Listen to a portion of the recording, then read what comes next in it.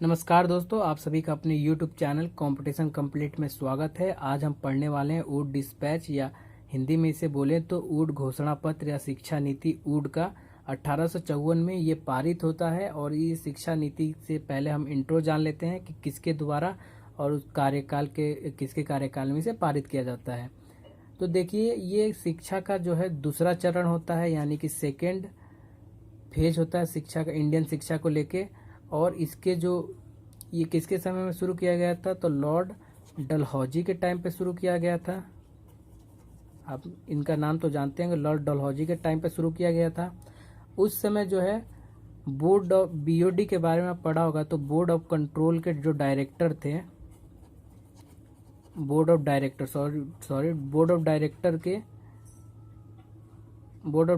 के जो अध्यक्ष थे उनका नाम था चार्ल्स वुड नाम था। ठीक, तो ये 1854 में एक नीति लाते हैं जिसको कहते हैं ऊड घोषणा पत्र। इस घोषणा पत्र में क्या होता है कि भारतीयों के शिक्षा के रिलेटेड जितने भी मुद्दे होते हैं वो होते हैं कि इंडिया में कैसे जो है शिक्षा दी जाए और किस किस स्तर पर शिक्षा को प्रदान किया जाए और क्या क्या इंडिया के अंदर पढ़ाया जाए ताकि इनका भविष्य जो है बन सके। तो इसे जो है भारतीय शिक्षा का मैग्ना कार्टा भी कहा जाता है। मैग्ना कार्टा अगर हिंदी में भी लिखें तो मैग्ना कार्टा कहा जाता है। मैग्ना कार्टा का मतलब बहुत बड़ी चीज़ हो गई है हमारे लिए, एक नया और एक बहुत बड़ा चीज़ इसके अंदर। तो इस मैग्ना कार्टा के अंदर बहुत चीज़ बताया जाता है कि शिक्षा किस किस स्तर पे शिक्षा होगी, शिक्षा का क्या जीवन पे प्रभाव पड़ेगा और साथ ही हम क्या क्या स्कूलों में पढ़ाएंगे और इसके थ्रू कौन कौन से कॉलेज वगैरह बनाए जाएंगे। तो चलिए, इसका उद्देश्य और ये महत्वपूर्ण क्यों है ये हम देख लेते हैं, क्योंकि इससे बहुत सारे स्टेटमेंट वाइज यूपीएससी प्रीलिम्स वगैरह में क्वेश्चन आते हैं कि इसके अंदर ऑब्जेक्टिव क्या था इस जो है नीति का बनाने का।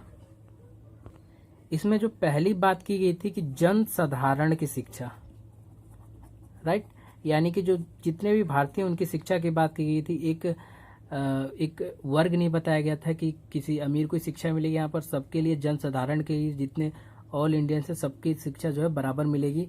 और सेकंड जो कहा गया था कि इसके अंदर जो है आर्ट पढ़ाया जाएगा, कला पढ़ाई जाएगी, ठीक, टूरिज्म पढ़ाया जाएगा, साइंस पढ़ाया जाएगा,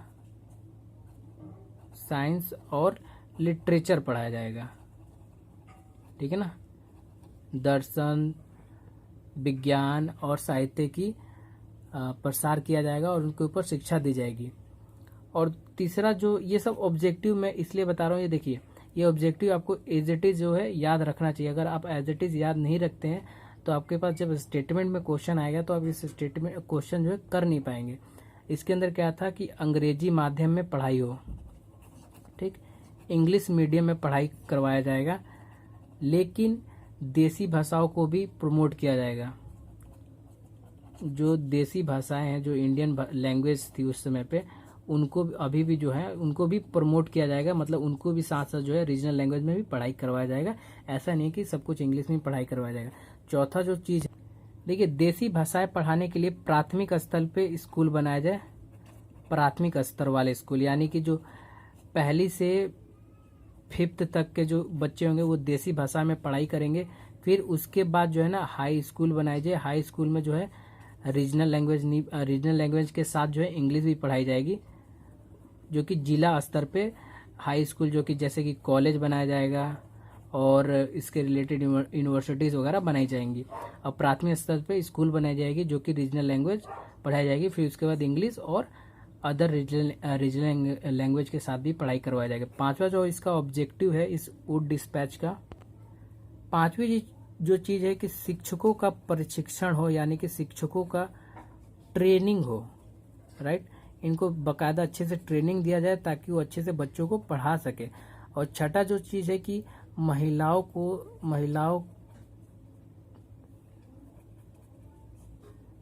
के लिए शिक्षा पर जोर दिया जाए।